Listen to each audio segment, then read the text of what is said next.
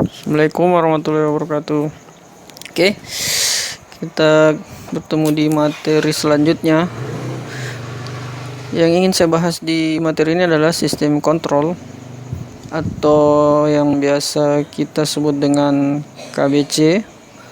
Ada yang menyebutnya sebagai CO, ada yang menyebutnya IO. Nah, itu pada prinsipnya ya sama saja. Nah, bentuknya seperti ini, memiliki sekitar berapa ini ya, 124 kaki. Nih, modelnya seperti ini, memiliki sekitar 124 kaki. Kemudian fungsi dari sistem kontrol ini adalah mengatur signal setiap blok, setiap IC yang ada di dalam mainboard ini sehingga bisa berjalan dengan normal. Nah, seperti yang kita ketahui dari awal, ketika IC charging bekerja, maka dia akan memberitahu kepada sistem kontrol. Nah, inilah sistem kontrol itu. Yang mengatur semua yang ada di mainboard. Ketika IC memberi laporan ke sistem kontrol ini atau CO ini, maka CO ini akan mengembalikan dalam bentuk perintah. Jadi ceritanya IC memberitahukan bahwa mereka siap bekerja. Kemudian Nuvoton ini memberi perintah untuk menjalankan program selanjutnya atau progres selanjutnya. Maka ketika CO ini mengalami masalah, entah itu masalah fisik. Kalau masalah fisik biasanya tampak ada pecah atau hingga gosong juga biasa ada, atau memang CO ini sudah rusak. Kemudian untuk masalah internal itu biasanya terjadi korup atau error yang disebabkan masalah pada file IC BIOS ini. Nah, kedua benda ini akan selalu berdampingan. Secara mudahnya kita pengertiannya bahwa Nuvoton ini adalah robot yang dikendalikan oleh IC BIOS ini. File yang ada di dalam ini memberi perintah ke Nuvoton ini untuk bekerja. Maka ketika file yang ada di sini terjadi korup atau error, maka otomatis Nuvoton ini tidak bisa bekerja. Dampaknya apa ya? Dampaknya banyak. Dampaknya hampir semua berdampak pada kerusakan yang ada di mainboard, kecuali kerusakan short. Nah, itu kerusakan short itu tidak ada hubungan sama sekali dengan terjadinya korup pada file BIOS. Maka itulah salah satu alasan kenapa setiap masalah selalu didahului oleh flash BIOS, karena dikhawatirkan terjadi korup pada file BIOS tersebut. Maka sia-sialah pekerjaan yang kita lakukan jika ternyata masalah di file BIOS.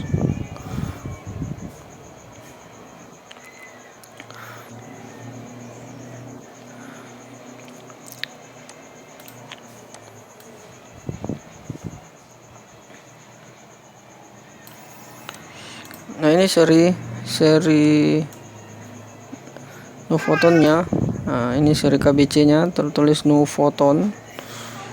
Ada yang IT, ada yang Winbond, ada yang seri terbaru Lenovo mengeluarkan juga seri KBC berseri bernama Lenovo.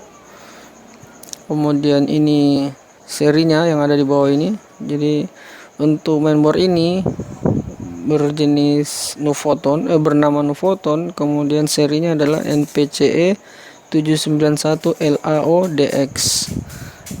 Kadang ada yang bertanya bagaimana kalau seri belakangnya beda. Di beberapa kasus seri belakang ini harus wajib sama. Jadi kalau tidak mau pusing, sebaiknya ganti dengan Nuvoton dengan berjenis seri sama persis, mulai dari NPCE 791 LAODX itu sama. Kalau saya selalu mengerjakan hal yang seperti itu, berusaha mencari yang seri sama. Walaupun kadang kita menemukan ada beberapa seri yang bisa diganti, dikonversi, tapi tidak banyak. Nah, untuk IC BIOS-nya, kita perhatikan IC BIOS ini berjumlah 8 pin atau 8 kaki. Modelnya mirip dengan MOSFET, tapi dia agak gemuk. Contoh-contohnya atau ciri-ciri dari IC BIOS ini adalah dari kode yang ada di fisik IC tersebut. Nah, biasa berseri Winbond atau Maxim atau apalagi ya yang lain, ya seperti itu. Kemudian ini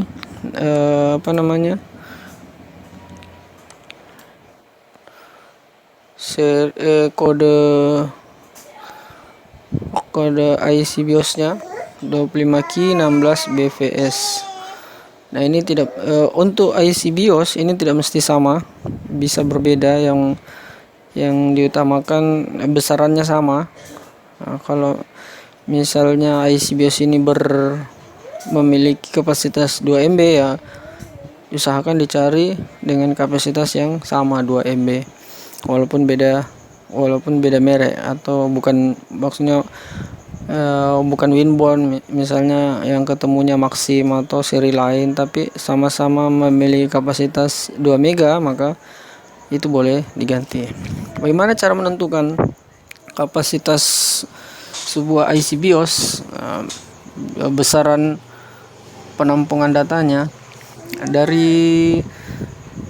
sebenarnya dari ini bisa kita lihat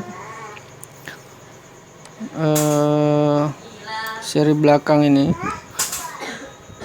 16 BV ini biasanya, tunggu ya, saya hitung dulu. 16 bagi saya ingatnya ini 16 ini untuk 2 mega. Ini 16 untuk 2 mega. Kemudian 64 itu untuk 8 mega. Kemudian 32 itu untuk 4 mega. Nah, itu saya lupa itu ada perhitungannya itu. Cuman dihafalkan saja 16. Kalau 16 itu ini untuk 2 mega. Rumit juga nih. 2 MB. Nah, ini. Kemudian jika ininya 32, maka itu untuk memiliki kapasitas 4 mega. Jika ininya 64, maka itu untuk kapasitas 8 mega. Itu yang paling banyak kita temukan. Selanjutnya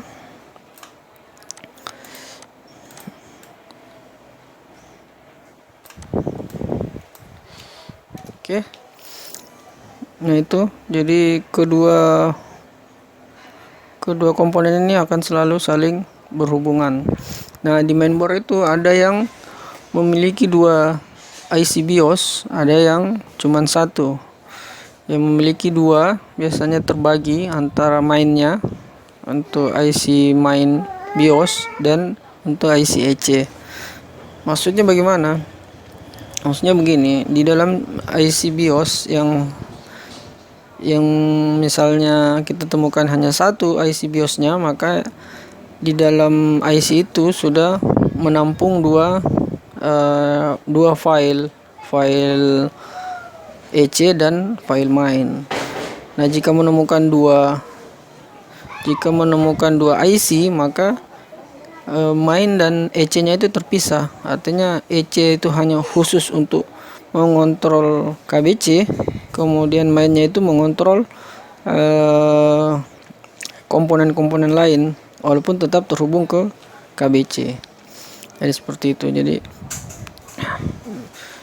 misalnya ada kasus no switch, tidak bisa switch, kemudian memiliki dua IC BIOS, maka yang wajib di flash itu adalah EC-nya, bukan mainnya, karena main itu posisi laptop sudah hidup baru dia bekerja.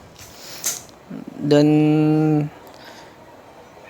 jika dalam pengukuran komponen, EC itu selalu sudah memiliki tegangan di 3 kakinya, yaitu kaki 3 di pin 3 ini, kemudian di pin 78 itu sudah harus memiliki tegangan 3 volt.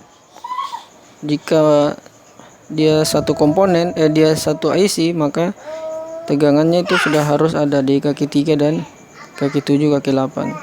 Jika dia terbagi dua atau dua IC BIOS, maka yang ada itu hanya ada di EC, sementara di mainnya biasanya belum memiliki tegangan. Nah, seperti itu. Nah, di sini ada penjelasan, nanti ini akan saya kirim juga. Semua sistem akan beralih semuanya menuju sistem kontrol. Jadi sirkuit di dalam mainboard laptop itu selalu dikendalikan oleh sistem kontrolnya. Nah, SIO KBC inilah yang mengatur lalu lintas signal yang ada pada sirkuit mainboard laptop.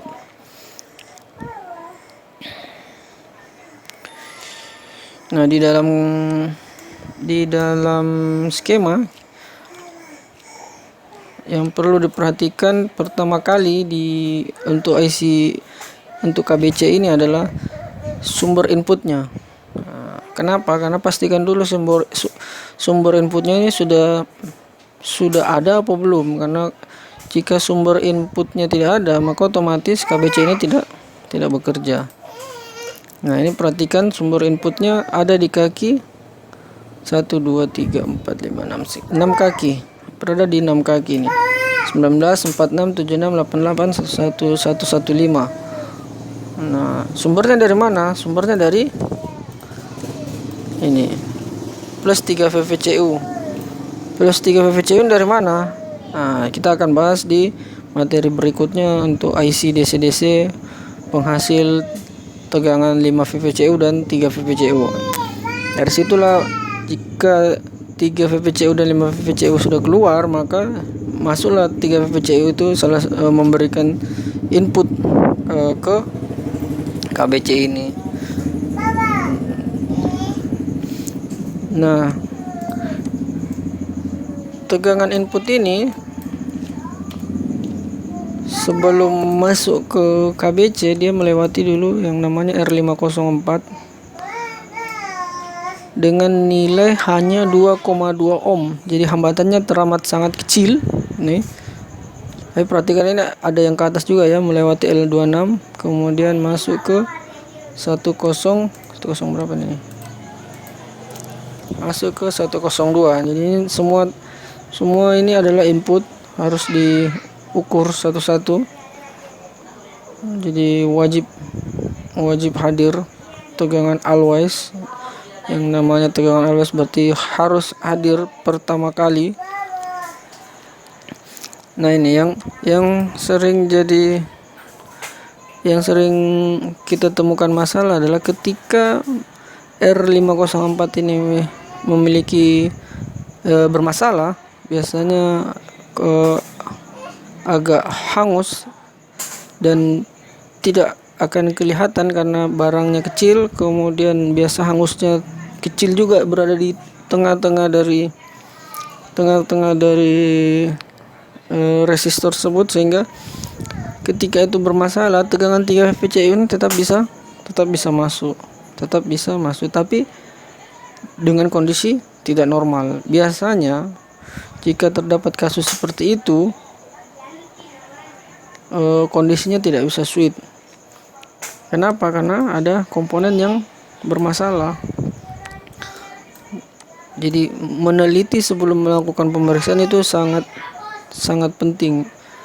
Nanti kita bahas cara awal mula melakukan perbaikan sebelum melakukan pengukuran dan analisa. Nah, ini yang perlu diperhatikan, pastikan powernya sudah masuk dan pastikan R ini dalam kondisi normal, tidak terbakar. Gunakan kaca pembesar, jangan gunakan mata telanjang karena kemungkinan tidak kelihatan. Gunakan kaca pembesar sehingga akan kelihatan keseluruhan dari komponen ini.